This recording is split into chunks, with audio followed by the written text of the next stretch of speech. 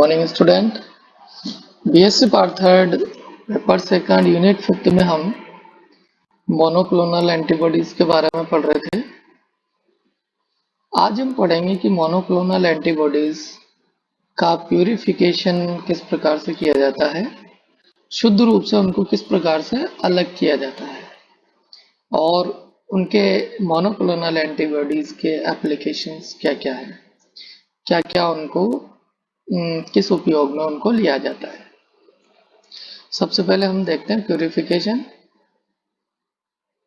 Purification process में जब hybridomas हमें प्राप्त हो जाता है तो उसके पश्चात हाइब्रिडोमास सेल्स में कुछ सेल डेब्रिज, लिपिड या क्लोटेड मटेरियल्स उनमें होते हैं जो वेस्टेज होते हैं, या कुछ सेल्स जो डेड सेल्स हो सकती है वो वेस्टेज होती है। इनको उनसे अलग किया जाना जरूरी होता है। इनको अलग करने के लिए सबसे पहले सेंट्रीफ्यूगेशन किया जाता है और उसके पश्चात 0.45 माइक्रोमीटर के फिल्टर में इनको फिल्टर किया जाता है।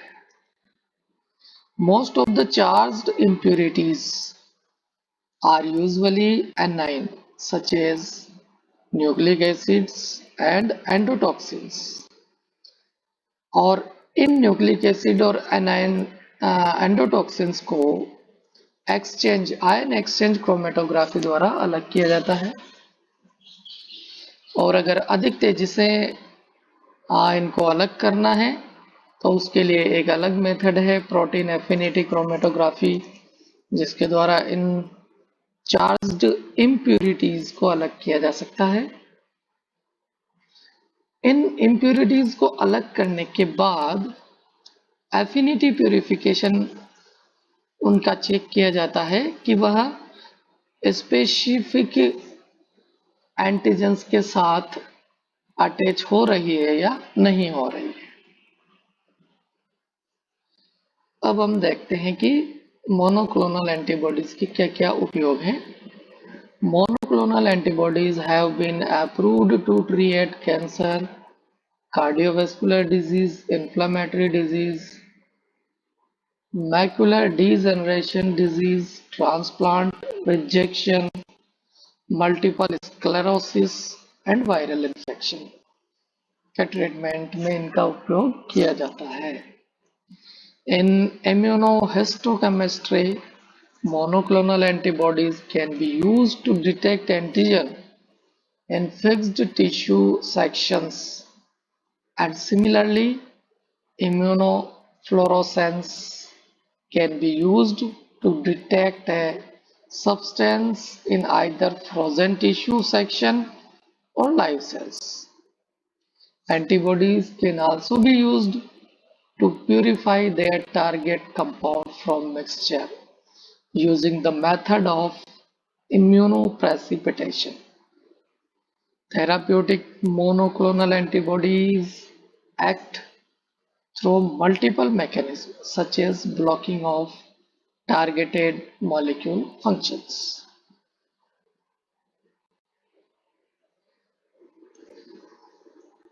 कैंसर ट्रीटमेंट में किस प्रकार से किया जाता है?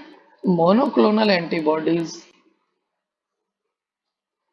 Approved by FDA food and drug administration, US United states के स्वास्थ्य विभाग का ये एक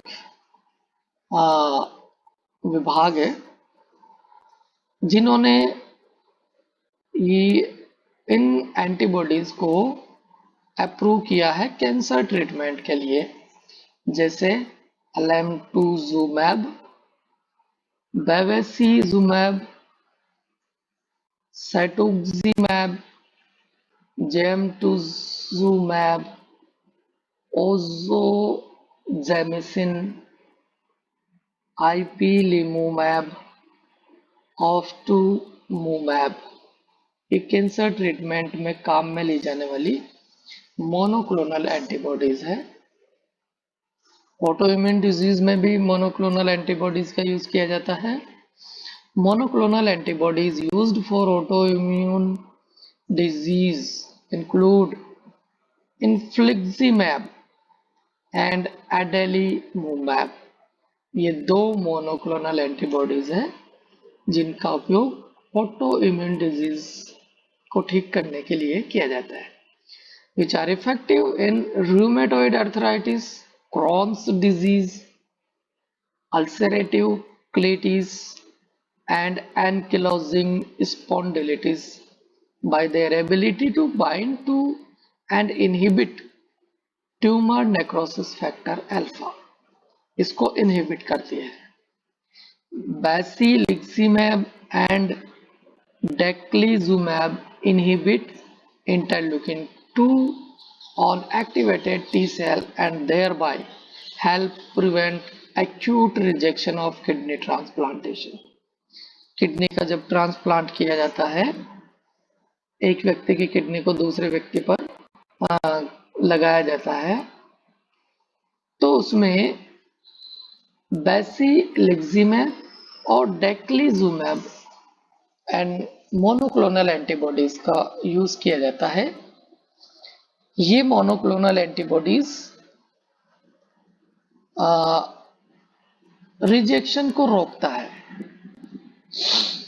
ओमेलिजुमैब inhibit human immunoglobulin E and is useful in treating moderate to severe allergic asthma।